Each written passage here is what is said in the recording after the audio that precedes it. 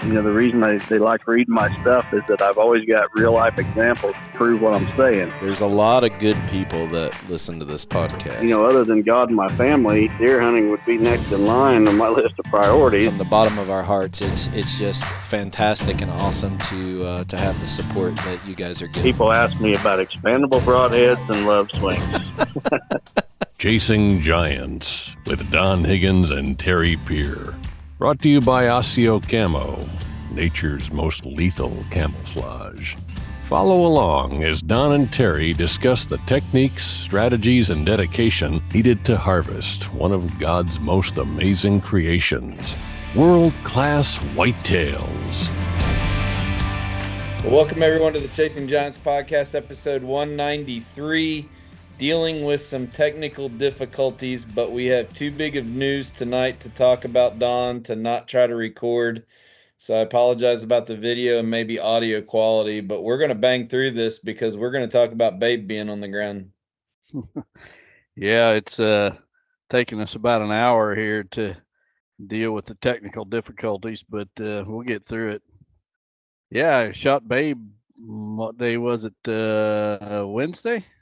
Yep. Yeah, Wednesday evening, and it was kind of a relief.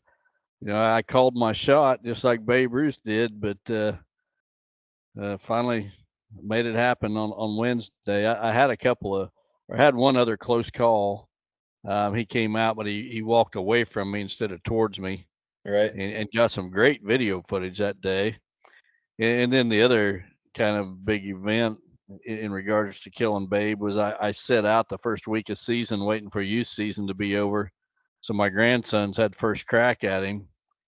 Well, the first or the 3 days right before youth season, I had Babe right in front of the blind where I ended up shooting him 3 evenings in a row, well before dark, well within shooting light, and I wasn't hunting because I was saving him for the grandkids. So if it wasn't for that youth season, I think I would have killed him in the first week of season.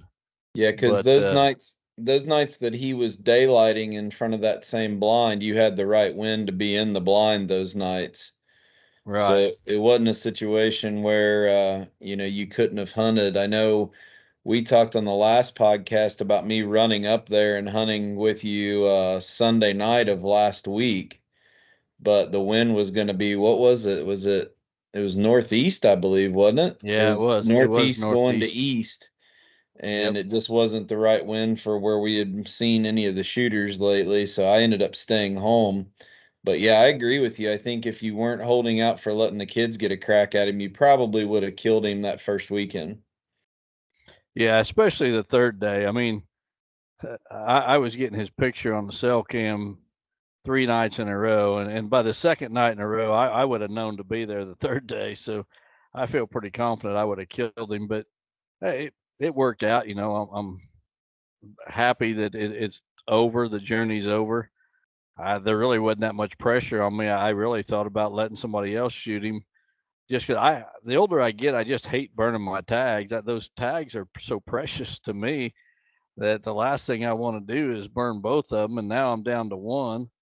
So I'll be pretty picky with that one, and probably, well, I know I'll be in Ohio before the month of November is over to do some hunting.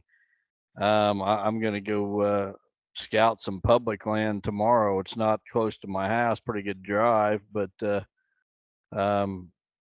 just a new place I want to check out. I'll see if I can find anything there. I don't have a hot tip, so I don't know that there's a good buck there to shoot. Right. But I'll plug away. That second tag is going to be very precious and kept in my pocket until something special comes along. Well, I want to talk a little bit more about Babe specifically before we go to the Osseo segment. And one of the questions I've been meaning to ask you is, did you get nighttime pictures of Babe anywhere the nights of youth season when deer movement was he there, or do you think he left the farm? I mean, you got enough cameras that if he's walking around much, you're going to get a picture of him. That weekend of youth season, did you get any pictures of him?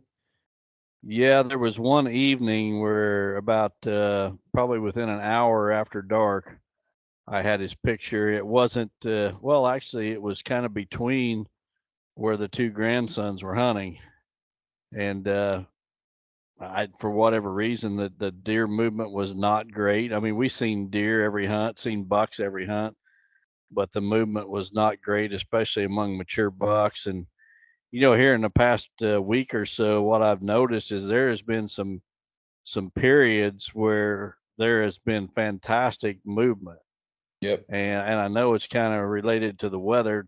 Um, but even there was one morning in particular. I don't remember which morning it was, but my cameras were just going crazy with daylight movement after sunup, and there's going to be a whole lot more of that in the next week with the weather we've got coming. But um, the movement's been real spotty. I mean, and it's been across the board. It's not like one deer went underground for a week. It's like there's hardly any movement for 2 or 3 days, and then boom, all of a sudden we get an explosion of deer movement. And sometimes it doesn't even um, coincide with the weather front. Like when I shot Babe, it was warm out. It was over 70 degrees. It's probably Sure. 75 degrees. You know So what would be an interesting thing with all of our listeners? We have so many loyal listeners. I know exactly the couple days that you're talking about where deer movement was just crazy because we got like daylight pictures over on the lease. I got daylight pictures over on permission properties. We ought to go back to our cell cameras and figure out what date that was by the next podcast and mhm. ask our listeners to go back and see if they saw movement because we got people all over the country listening to this now. It would be interesting to see if it's just a area thing or if there was something going on that day Well, that I'm sitting at my computer right now. I can scroll back and I can tell well, you this is October live 23rd. action. All right, October so 23rd. all right, with the technical difficulties we've had with my computer, I'm not going to try to click off of it, so I'm going to use my phone. Did you say the 23rd? Yep. All right, so people will have to bear with us here. And the other thing, I noticed is I've got all these cell cameras out, and I will, every morning I'll check and see what the movement was the night before, and then I'll delete all the pictures except for, Right. maybe two or three or four. And there's some nights when I'm deleting, or some mornings where I'm deleting 1,000 pictures that came in overnight from all these cameras. And then there's other days where I'm barely doing 100. So All right, there's so some nights that there's 10 times the activity as other nights.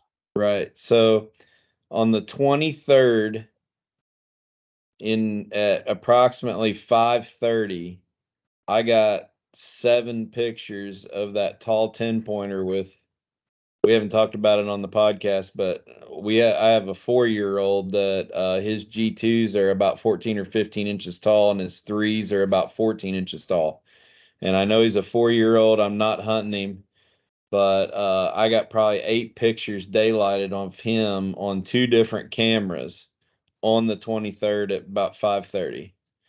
So they're just by itself. Let's see, there's another farm here on the 23rd. There's an older deer that's not a shooter. He's only about 130. So just a quick scroll that same day on 3 farms, I had bucks in daylight. So I'm curious if, as our podcast listeners are listening, go back and look at your all's cameras and leave a comment if you're watching on YouTube on if you had daylight pictures on the 23rd, and then we can figure out if there's anything to that or not. I was looking to see what the temperature was. Looks like 65 degrees, so it wasn't really cold, was it? Now I'll look at mine, and South southeast wind at 12 miles an hour is what mine said. oh, I mean, I've got it throughout the day. The lowest temperature was 42, and the warmest one was 62. Okay. All right, so yeah, if you're listening, leave a comment about October 23rd and see what you saw. So let's go back to Babe a little bit. You mentioned something, and I don't know if you want to tease this up for the Whitetail Master Academy. I know Steve's going to produce a really cool video about the whole story, history of this buck. But there was one pattern that you told me you had noticed that made you pick where you were going to hunt that night. Do we want to talk about it tonight? You going to Sure. save that? No, I got enough. I got enough saved. This video, I mean, I've got all kinds of footage. The morning I shot Mel back in 2020, I got footage of Babe as a 3-year-old. Oh, wow. That same morning that I Yeah. shot Mel. So I've got all kinds of interesting stuff on this buck that I don't have to worry about spilling the beans. There's plenty to say for that video. But yeah, the pattern that I noticed on this deer was he liked to bed in a particular spot in the switchgrass. Those who have been to the master class will remember the smoky blind. Well, he would come out of that wooded cover, the sanctuary, right in front of that smoky blind and go into the switchgrass. And he was doing it almost every time he did it was before daylight. There was only maybe one morning where it was after daylight when he came through. And that's why I didn't want to take the grandsons in there to hunt In the morning. morning hunts. Yep. But the thing that I noticed was whenever he went in there to bed in that switchgrass on the morning or during on a morning, he would come out at that same spot in that afternoon. So he would enter and exit that switchgrass the same place. And well, the day that I shot him, I got the picture of him right before daylight. It was like I don't know, about 6:30 in the morning. I got a picture of him going in there, and I told my wife, I said, I'm going to shoot Babe this afternoon. And she's like, yeah, I've heard this before, but I was pretty confident, Right. because I'd seen him go in that morning, and sure enough, that's exactly what happened. Yeah, so a couple things come to mind. Usually you're not using, I think this is a little ironic, but usually you're not using cell camera data for that year. In this case, you did pick up a pattern. I Mhm. think you would have been hunting that night anyway, so I think it probably would have all come together regardless. But I do think that's an interesting spin. And the other spin was if you would have been pushing it that morning and hunting any one of those mornings through October when that deer was going from, whatever he was doing in the timber all night, whether it was eating acorns or whatever, and going into that switchgrass, there was a high probability you bump that deer trying to get in Yep. that blind in the morning. Yeah, that's what I talk about. You got to wait for conditions to be right, and in the morning, I've said it. I get people arguing with me on social media all the time that I say don't hunt October mornings unless it's late in the month and unless there's a cold front. And even then, a lot of times you're taking a chance that you could bump your target buck and not even know it. It's not like he comes in and he blows out of there. A lot of times you don't even know you screwed it up. Yeah. But you've ruined your chances for later when your conditions are more in your favor. Yeah, and I'll edit this out of the podcast if we don't want to talk about it, and nobody will ever hear it. But if it stays in, we're going live here. But for those who didn't realize the timeline on this, you shot it Wednesday night. You didn't post pictures till later Thursday on it because Mhm. you did let the deer lay overnight. We just talked about this on the last episode about if you don't see that deer drop in the field, you're playing your odds, even though a coyote might get on it, you're playing the odds for that recovery, and you let that deer lay overnight, and then you had some, as you usually do when you shoot world class whitetail, you have some special guests to recover the deer. And I know Kyle Harmon came over, and even though you all had some rain, he got some absolute fabulous pictures. Yeah, he did. And but you just unless you watch them fall, it's just crazy to take up the trail. I mean, even on a morning hunt, I'm going to wait 2 hours. Even if unless I see the deer fall. If I see the deer fall, that's a totally different story. But if he runs off out of sight, even if I think I made a perfect hit, I'm waiting a minimum of 2 hours. and you got nothing to lose but a little bit of time. That's it. You jump that deer from his first bed, and your odds of finding that deer go down drastically from what they had been if you just let him die in his first bed or real Right. close to it. Right. So I was really happy. I mean, obviously you started contacting a few of us as soon as you shot him, and the best thing is sharing it with friends. The worst thing is sharing it with friends because you get 60,000 questions, and you know those Yeah. of us know that we'll get information when you get information, but you let us know that you shot him and that you were backing out and waiting until morning. And you're all gonna like this story. I think it's as usual for you. You probably had a plan or an idea of how you wanted to recover that deer, and I think it's special how it ended up being with who was there. And we'll leave that for the video. I think that would make it more special. But Steve's going to do a phenomenal job as always. I think back at how many times I saw this deer, even as a 3-year-old. Well, I think the first time I saw him in person hunting your farm, I thought, I think I texted you and I was like, Don, what deer is this with this frame? Because he was spindly, the racks were the size of your pinkies, but I mean the frame was just, ginormous as a 3-year-old. You have documentation and video and trail cameras all the way back to 3, right? Yeah, and I may even have it farther than that. I need to go through some old footage and see what I've got the year before I shot Mel, which would have been the year that you and I passed Mel whenever he was three Yeah. years old and 200 plus inches. Um, So I'm it's guessing he was there then. I don't know if I've got the video that I can prove it's the same deer. all You'll right. know him because of those long G3s. Right. So the other thing, I'm going to stumble through this while we're recording. I should have been more prepared. The year you shot the fork time buck, Mhm. Mel was in the video of that as a how old? He was a As a 3-year-old. And there was other bucks in that bachelor group. I wonder if this buck was in that same where you shot 3. You ended up closing and sealing the deal out of that bachelor group that was there. What a crazy story that would be. You ended up closing the deal and killing 3 of those bucks. And I have no doubt about it that if you wouldn't have been killing the age structure with your management program, not all of them would have stayed. But it'll be really interesting to go back and look at that soybean footage that year. When the velvet bucks, yeah. I Yep. never thought about that. Yeah, he would have Was been 2 at that point. He would have been 2, and there was a couple decent, really young deer over in the back of that field to the left. Yep. We didn't publish all of the video that you had of that scene because the video footage you took there was really long. We just used a segment of it for the Mel video. You might Now be you got me surprised. wanting to get this podcast over so I can go look at my footage. I bet he is there.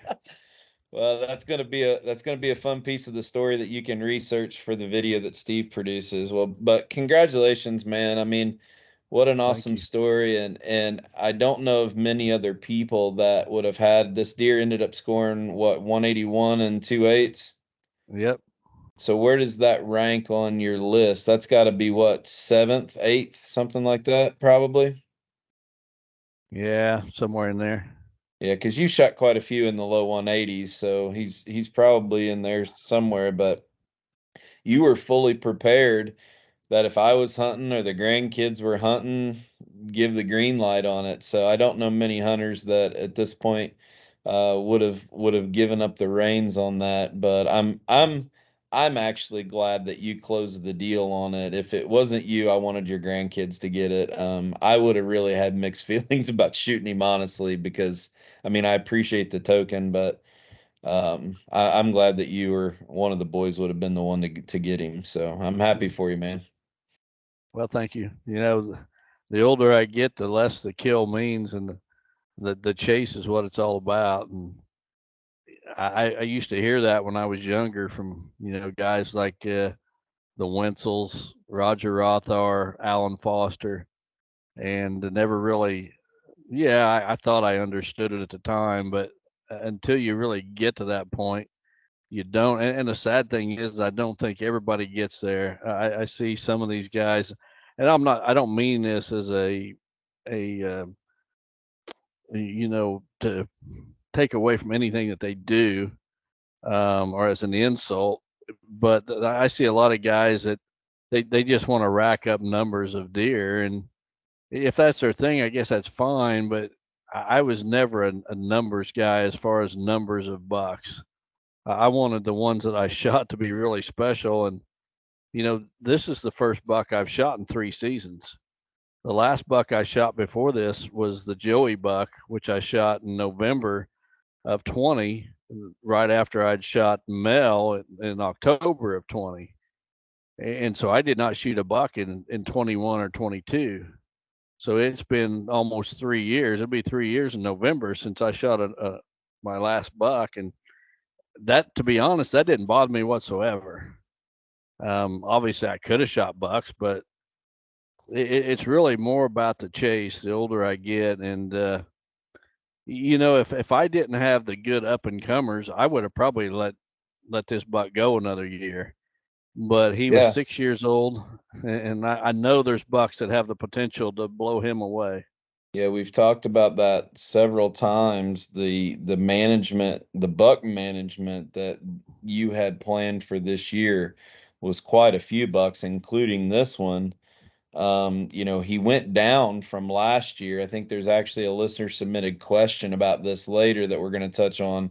But for the podcast listeners that don't know, we estimated him as what, 180? He was mid 80s last year, right? Maybe high Right. 80s.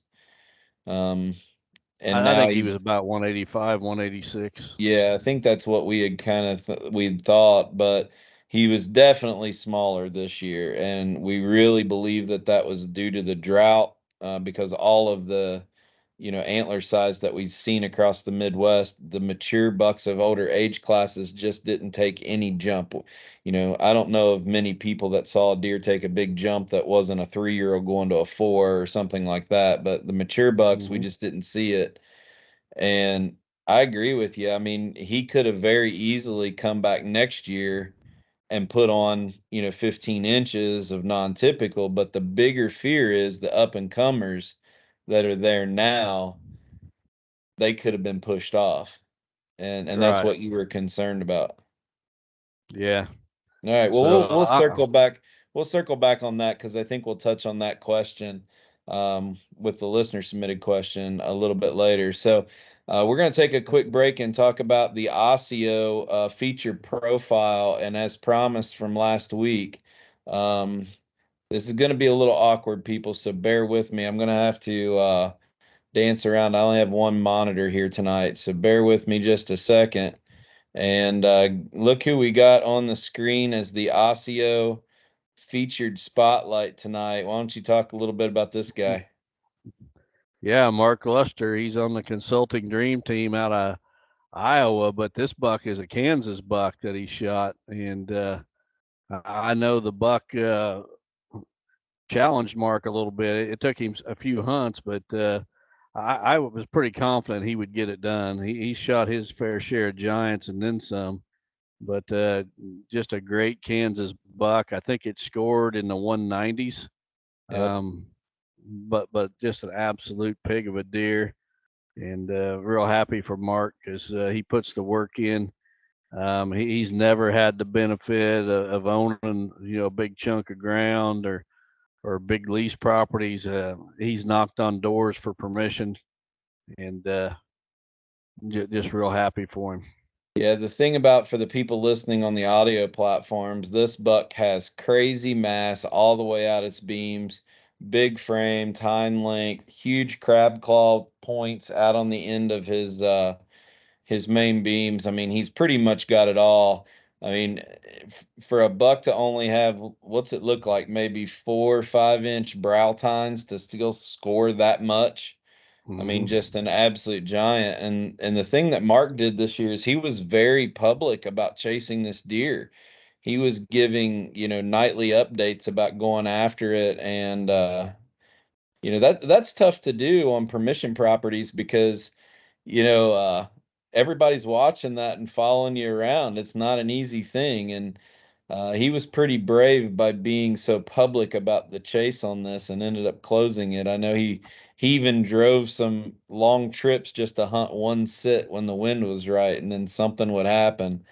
But Yeah. I hope at some point, and maybe he has, and I just haven't seen it. I hope at some point Mark just goes back and either in writing or makes a vlog video about the whole process on this deer, because the story is just as impressive as the buck.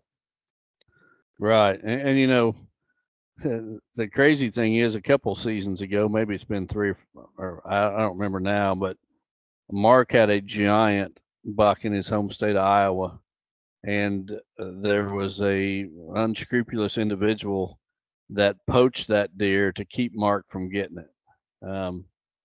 Shot it with a rifle, shot it at night, just to keep Mark from getting it. And I'm telling you what, this guy puts in the work, and I know the kind of work he puts in because I do it as well. And then you find a 200-inch buck, and then somebody is so jealous of you that they shoot the deer at night with a rifle just to keep you from getting it. And so Yeah. I'm just glad that you know, what he's been through with that deer, that he was able to close the deal on this one. And he's, like Yeah. I said, he's shot a bunch of giants, but not too many people have had a poacher go out and shoot a deer just to keep them from getting it. Right. And then come back and be so open about going after this one. I mean, if I had a Yep. deer that big, I'm not kidding, unless it was on a property like yours where I knew he had some perimeter buffer around him. There isn't nobody going to know about that thing until he's in the back of a truck. So, congratulations, Mark, for from all of us here at Chasing Giants and from Osseo. For those of you who are wondering, Mark was wearing the lightweight pants and the midweight hoodie, which are fantastic pieces of garments that are very popular that Don and I wear even through the month of October. I believe I think you were wearing the midweight hoodie when you shot Babe. So Yep. fantastic garment until it gets down in the 40s and low 50s. That's my go-to before I move to that Sherpa series. So, but anyway, congratulations, Mark. We're going to move on to our next segment here. What do we got to talk about next? I can't remember.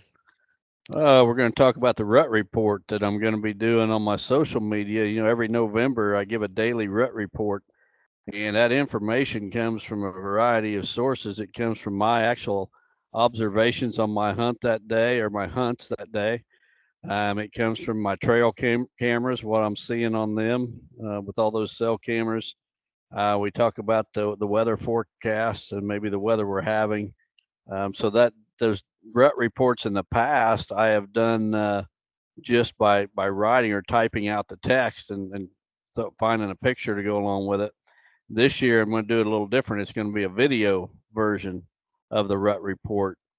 And then something special that we're going to do on the Whitetail Master Academy is each Sunday for 5 Sundays, starting this Sunday. What is this Sunday? October the 29th will be the first one. For 5 Sundays, we're going to release a video each evening, and we're going to preview that coming week's rut hunting. And we're calling the series Own the Rut. And so we're going to look ahead at the weather forecast for that week, but also the calendar for that week, and talk about, what typically you can expect to see during that period of the rut, and how the weather that we're going to have that week's going to play into it. I'm going to talk about the tactics that I'm using for that upcoming week, so guys can listen to that and they can plan their upcoming week of hunts as well. And then I'm going to end each one of those 5 different videos with a story of a buck that I shot during that particular week. So Very that cool. first week is going to be like October 30th through November the 4th. So I will pick a buck that I shot during that period of time, and I'll tell the story. And then the next week, we'll move on. And as we go through the phases of the rut, each video is going to be a little different than the one we did the week before. So be able to find that on the Whitetail Master Academy. Hopefully, guys will watch that on Sunday evenings. plan their week and it'll help them be successful that week. Yeah, that's going to be a fantastic resource. And for those of you who don't know, the standard rut report will be on your Instagram and Facebook page, if I'm not mistaken, right?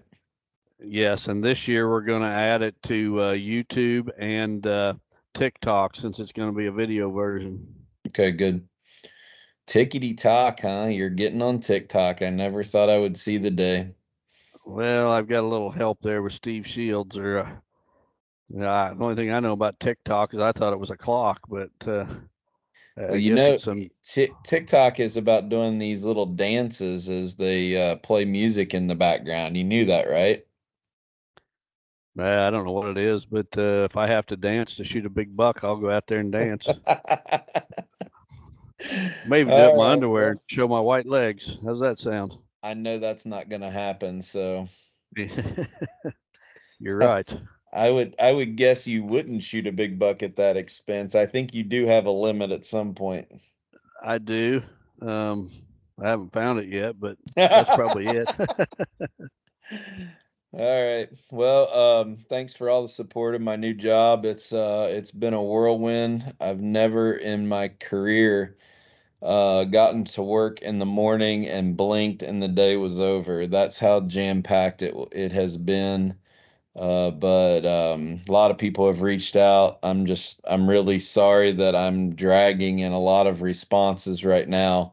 I just quite simply don't have time. It's that busy to try to learn this business and be an asset to the ownership team that's trusted me to run this company. And appreciate all the support. Apologize. I promise I'll get to everybody soon.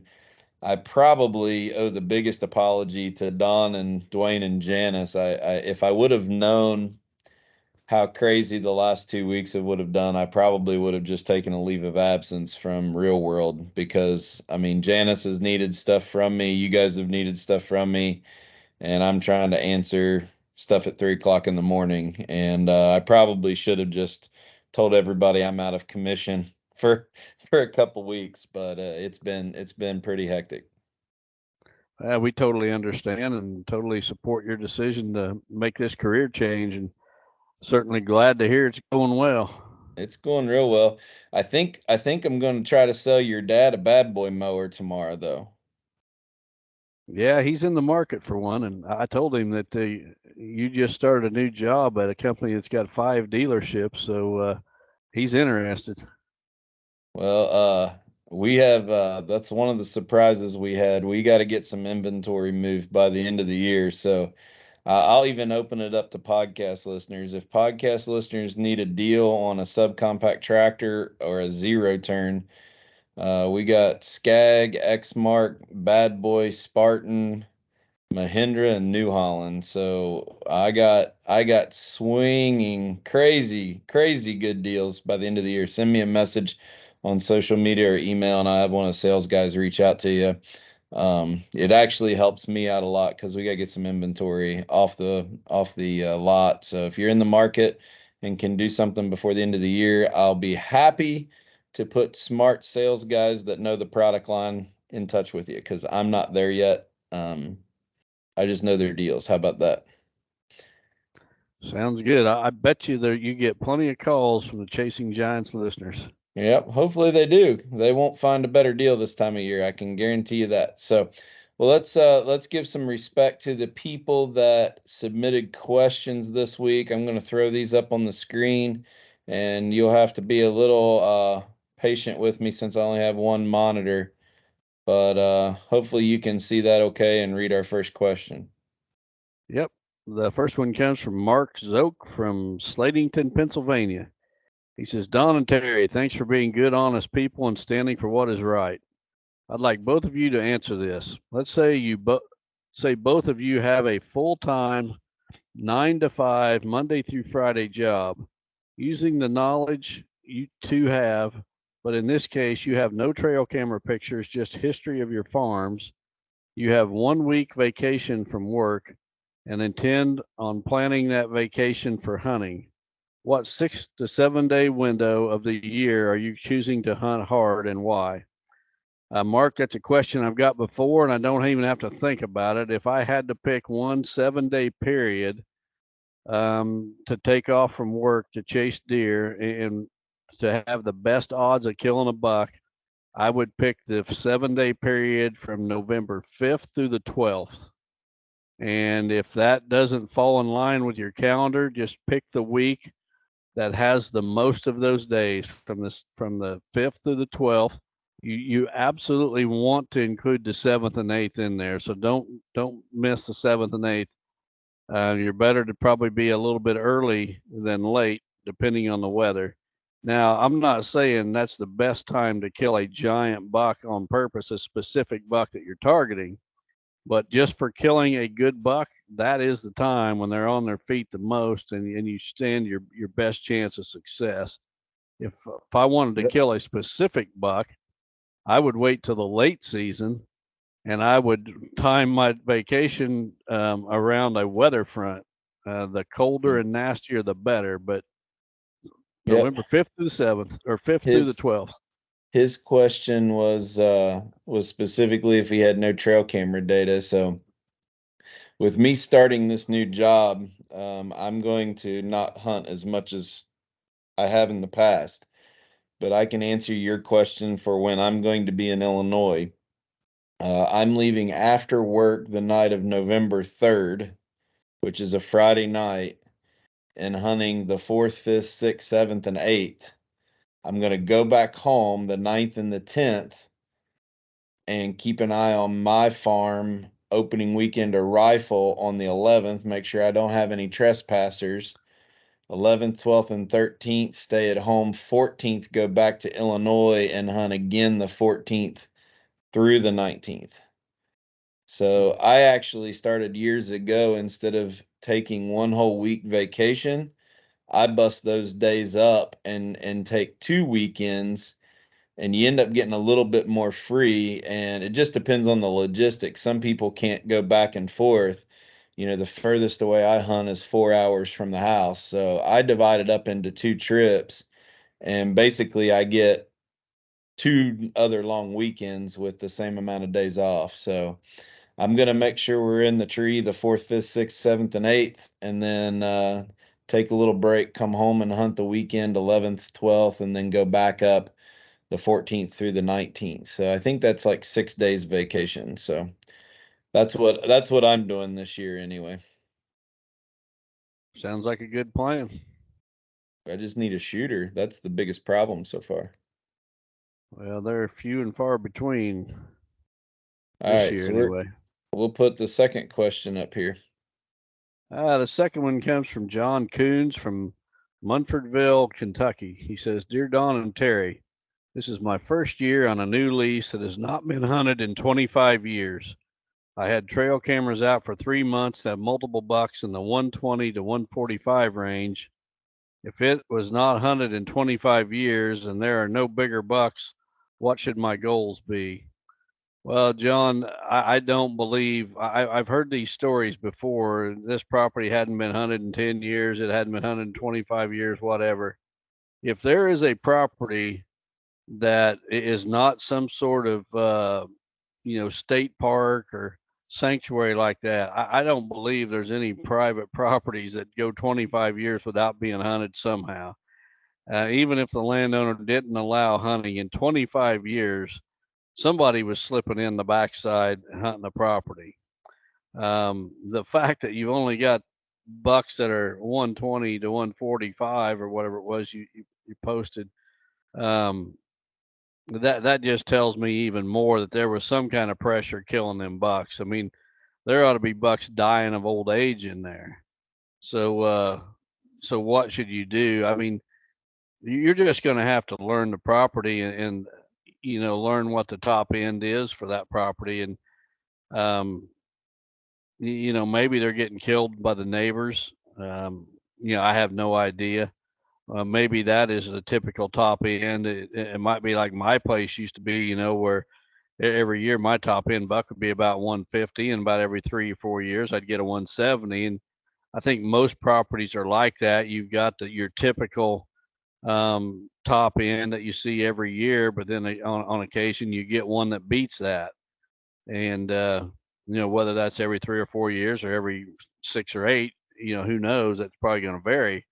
But you need to learn your property and what it can produce. But the big thing I want to stress is don't believe that property wasn't hunted for 25 years. I just don't see that happening. Yeah, I guess it's possible. It's not possible around my neighborhood, I can tell you that. I don't know if every spot in the country is like that. I just know what my neighborhoods where I hunt is. Um, a lot of people have asked me about the big buck we were chasing last year on the property that got logged, a permission property. We got pictures of that deer. Listen to this story. This is interesting. We got pictures of that deer this summer, and he's not quite as big as he was last year, but he's still a giant. Since the beginning of September, we've had 7 different people trespassing, walking in front of our cameras.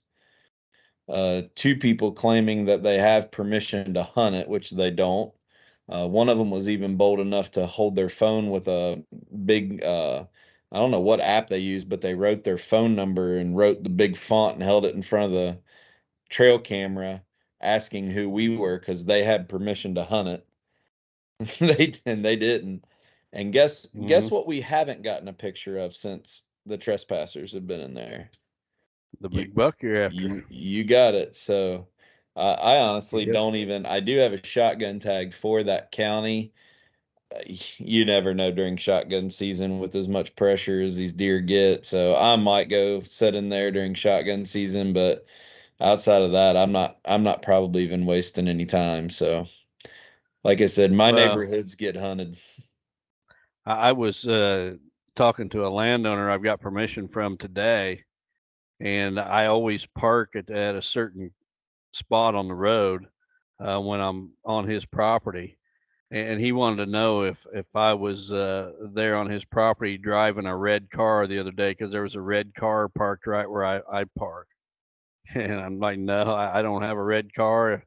If I'm ever at your place, I'm going to be in my certain truck. And Yeah. so, he's like, well, I don't know who it was, but they ain't got permission. And I said, it was not me or anybody associated with me. So even if someone doesn't have permission for 25 years, that doesn't mean it didn't get hunted 25 years. Yeah. I mean, it's as far as your expectations, uh, getting back to his original question, he's turning it as what should his goals be on the property. I say it's what your goals are as a hunter, not the property. Mhm. What the property gives you doesn't matter. We just mentioned on October 23rd, I got a picture of a really, really good buck that would be a shooter for 95% of people out there with that tall of G2s. But I know in my heart that deer's a 4-year-old, so I'm not shooting it. If he was a 5 or 6-year-old and scored the same, I would shoot him. I just don't want to shoot that age class of buck, so I'm not going to hunt him. I think to answer your question, I would focus on what your goals should be, what you are as a hunter. And if that's a 110-inch buck, shoot it. If that's a 4-year-old, 5-year-old, 6-year-old, that's what you're hunting. It doesn't matter about the property, it matters about your journey. That would be my answer to your question. That's great advice. This one comes from Walker Goodwin from Mulberry Grove, Illinois. It says, Don and Terry, thank you for the impeccable knowledge you have blessed us all with. Keep it up. Also, I want to say thank you for being such open handed and generous men in Christ with the people you have helped through Lester's Feet and the other fundraisers you guys have done. My question is, here lately there has been an uprise of tracking deer with a drone around the Midwest. In our lovely state of Illinois, that is illegal. What are your thoughts on drone deer recovery versus using the dog? Well, Walker, I am all for using everything at a person's disposal to recover a wounded deer. Um, I totally, the whole drone thing, I have mixed feelings about because the last thing I want is a drone flying over my property. Um, if someone shoots a deer that goes onto my property, it would take a very, very ridiculous set of circumstances for me not to allow them to recover it. In fact, I would go along and I would help them recover their deer. I would drive my skid loader into my woods to help them get their deer out if that's what happened. The whole drone thing, I think the reason that the state of Illinois has made it illegal is because of the potential for misuse. In other words, people using those drones saying they're trying to recover a deer, but what they're really trying to do is locate target deer. Um, it's just one of those things that's so open to abuse. That's probably the reason for the law. And it's kind of, for me, it's hard to take a side on this issue because, again, I'm 100% for doing whatever we can to recover deer, but I'm also on the side of landowner rights. And I don't want any person flying a drone on my property without my knowledge and my cooperation. As far as dogs go, though, I'm all for dogs. In fact, Babe, this week I called in a dog because he wasn't bleeding very well, and it started raining that morning, and the dog did not find the deer. We happened to just stumble upon the deer, but there was a dog brought in. Ron Slifer and Dio, found my trump buck. So I'm all for using the dog or whatever it takes. And you know how I feel about dogs. I haven't made any secret about how I feel about dogs on a property.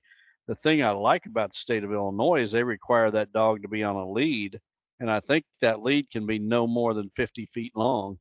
So it's not like the dog is just running here and there through the timber looking for a deer. It's literally tracking the deer with the handler, right behind him, which is a totally different situation. So, I'm not one to hold back my criticism for any government agency, but I've given the DNR credit earlier for what they've done with our youth season, and I got to really hand it to them on this too, because I think that they have handled both the dog situation very well by requiring it to be on a lead, and I think they've handled the drone situation by protecting the landowner's rights.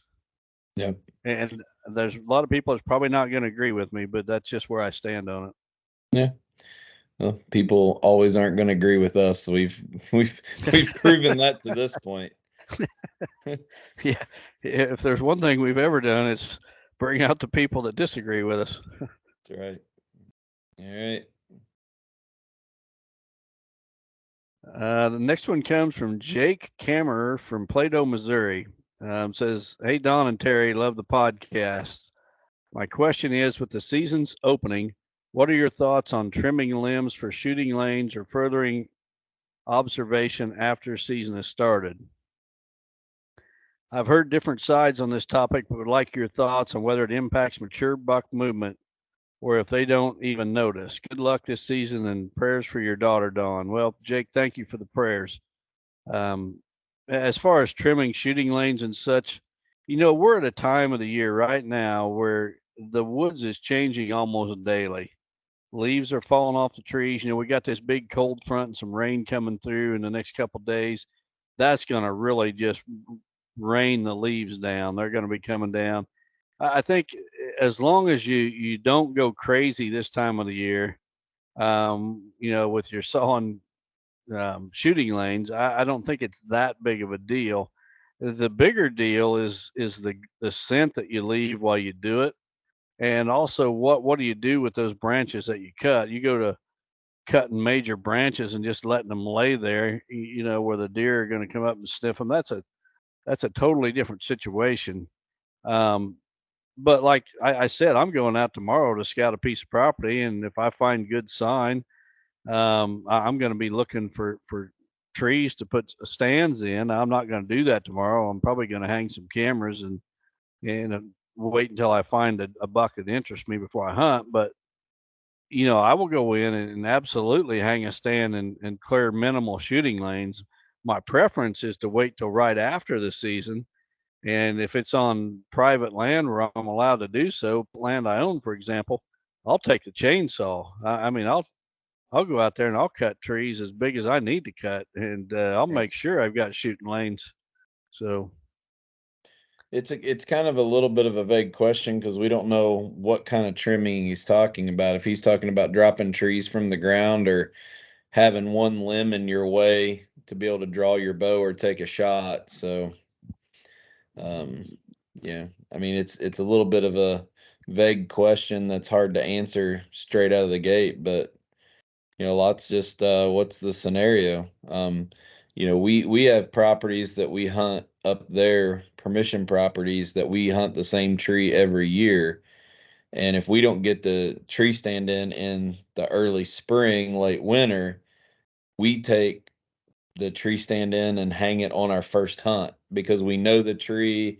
And quite honestly, if we haven't been there since last hunting season, even though we know the tree, we get up in it. There might be a limb that's grown up in the way that we'll whack with a handsaw. I don't see any problem with that whatsoever. But, big work, again, we try to go back and do that in February, March as we're getting those spots ready. I think we've talked about that a lot on the podcast. yep. All right. So, last question of the night.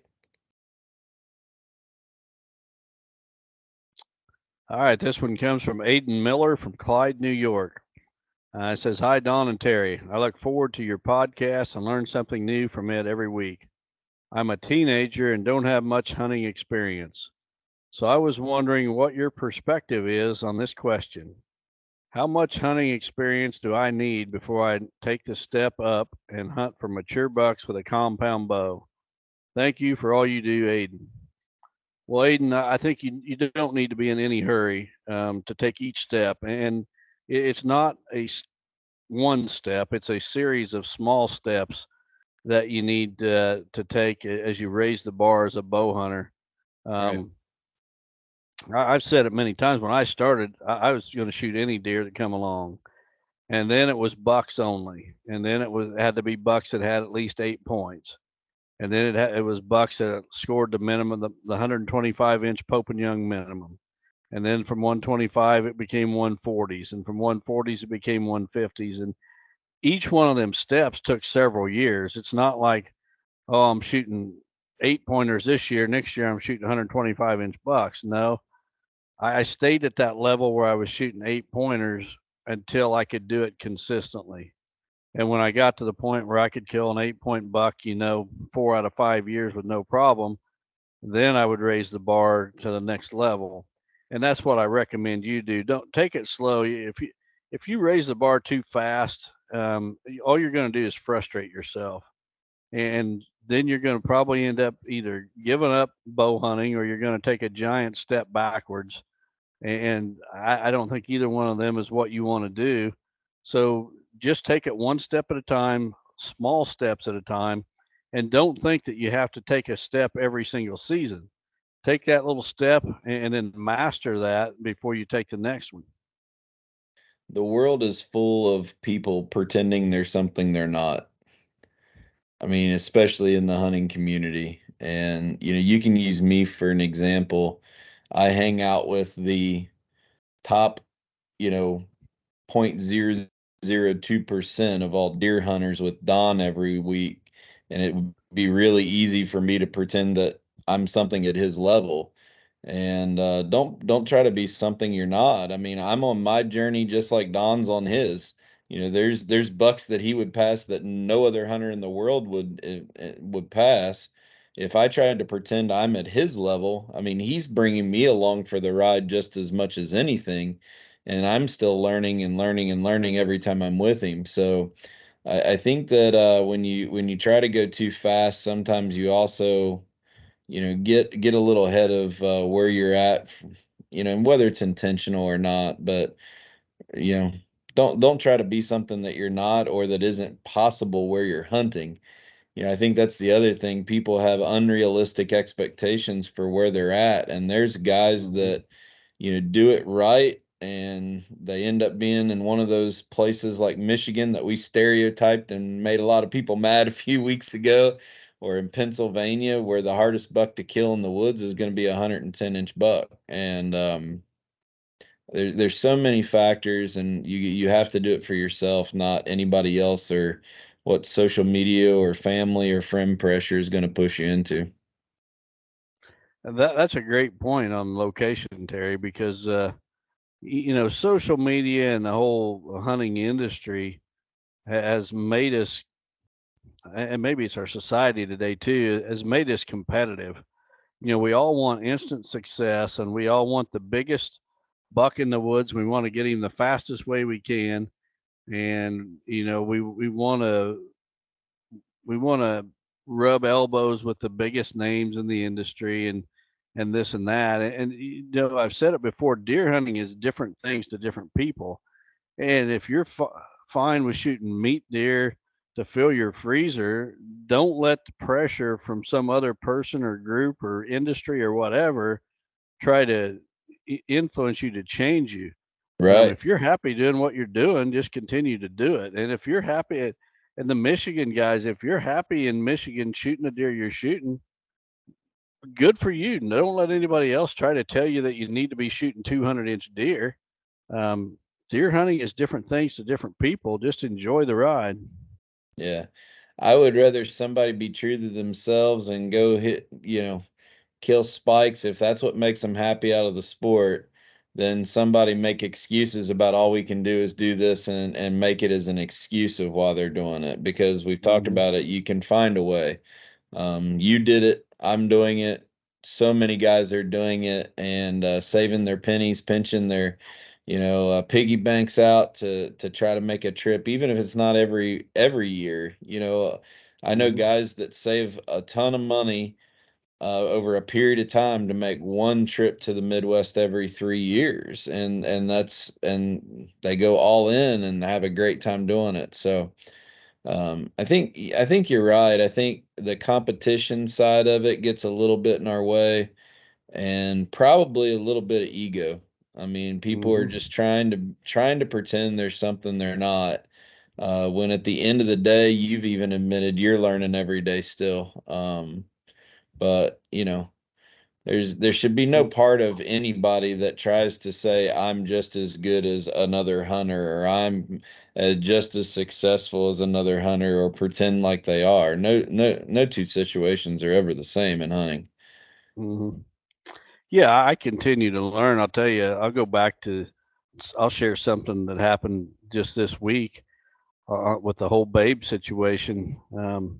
I come in from shooting Babe on Wednesday evening, Yeah, and I was going back the next morning, with friends to recover the buck. But that evening, I got on after I'd shot him. I got on my email, and I had an email from someone, basically from a hater, insinuating that I've done some unscrupulous things. And I'd come in, on a high that I just shot the buck that I was after.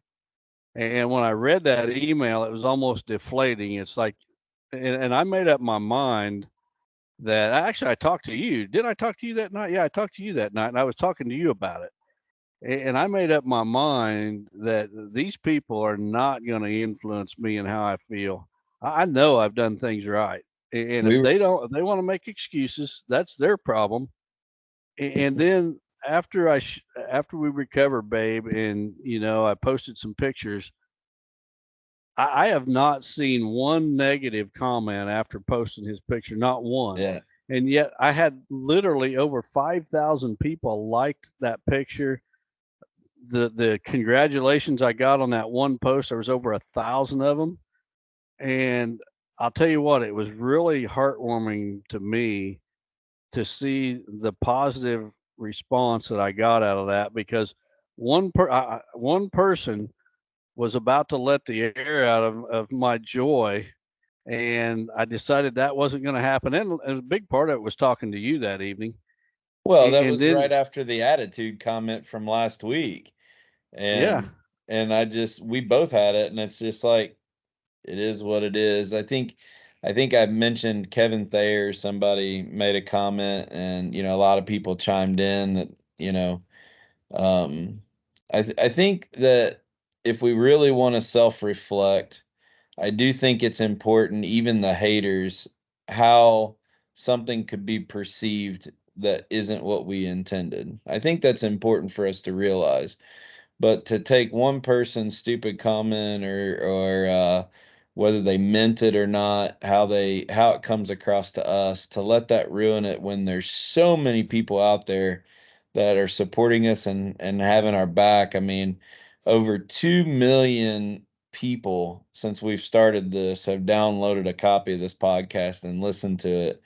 And that's just, honestly, that's it far exceeded our dreams or even Mhm. ideas of what this thing would turn into. And it comes down to people, you know, that listen to it. It comes down to people like Joe Miles and Chris Yates that believe in us, with the sponsors that try to trust us to represent and be an extension of their brand, and so many good people that kind of put their arms around us and encourage us. I think there's a lot of lessons that we've had to learn the hard way, being this much in the public eye, and we probably still Mhm. struggle with it sometimes, but we're human too. Yeah, and that was kind of my point. I'm still learning as a deer hunter, but I'm still learning to be a better person too. And I think as long as you're alive, you don't remain constant. You're either getting better or you're going backwards. And I just made up my mind that I'm not the haters are just going to do nothing but fuel me to accomplish more. I've used that. I did a lot better in years past. I think as my notoriety's grown a little bit. I've had to deal with more haters, and at times I haven't always handled it well.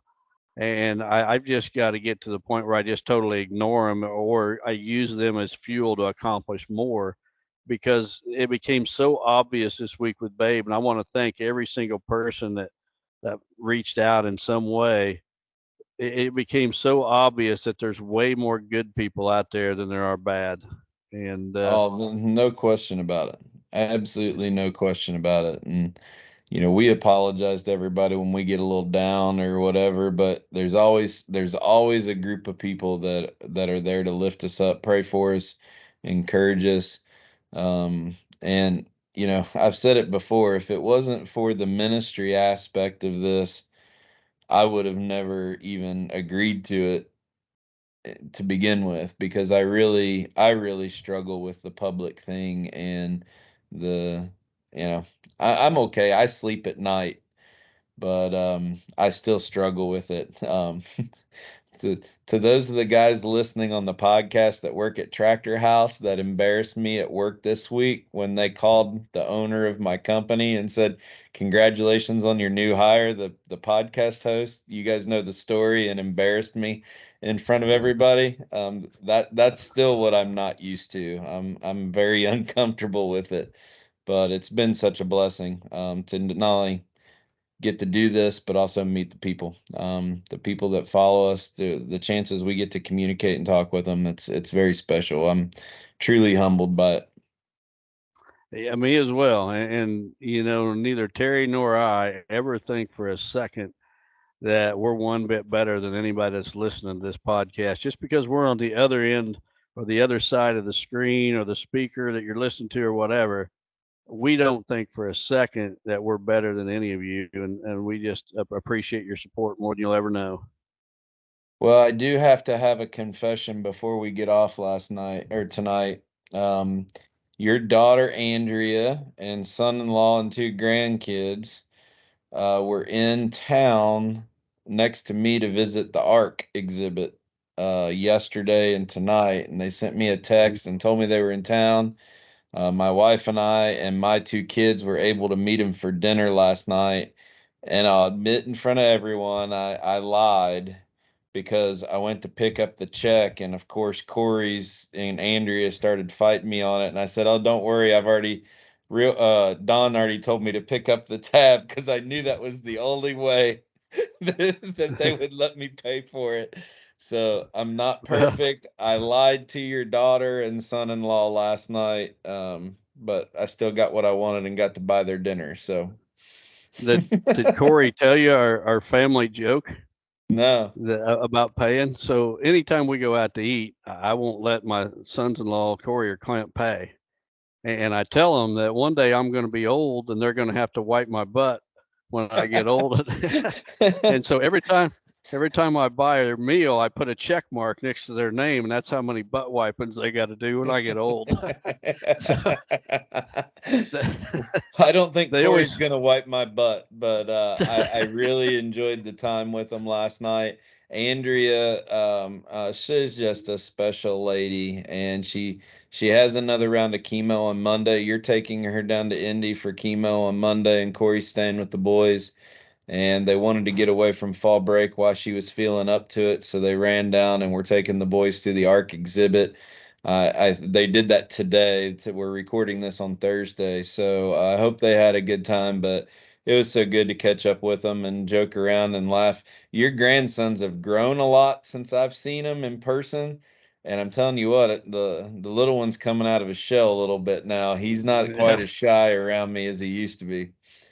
Well, he can ham it up with the best of them when he's not around the wrong crowd. Yeah, but yeah, Andrea says we only get to see part of it, but if he's starting to act up around you, he trusts you now.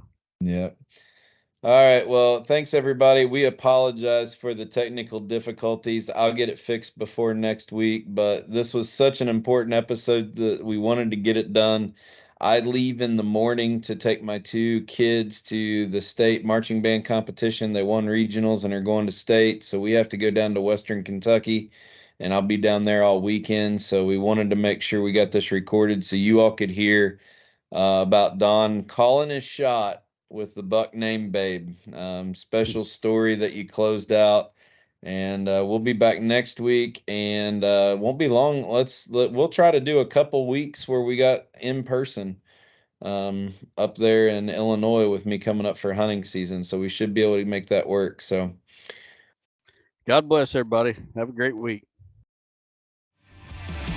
Chasing Giants has been brought to you by Osseo Camo, Via Farm Real Estate Company, 360 Hunting Blinds, Victory Chevrolet, Real World Wildlife Products, Matthews Archery, Novix Tree Stands, Gingerich Tree Farm, WildlifeFarming.com, Quiet Cat, and Vortex Optics. Thanks for listening, and tune in next week for another episode of Chasing Giants.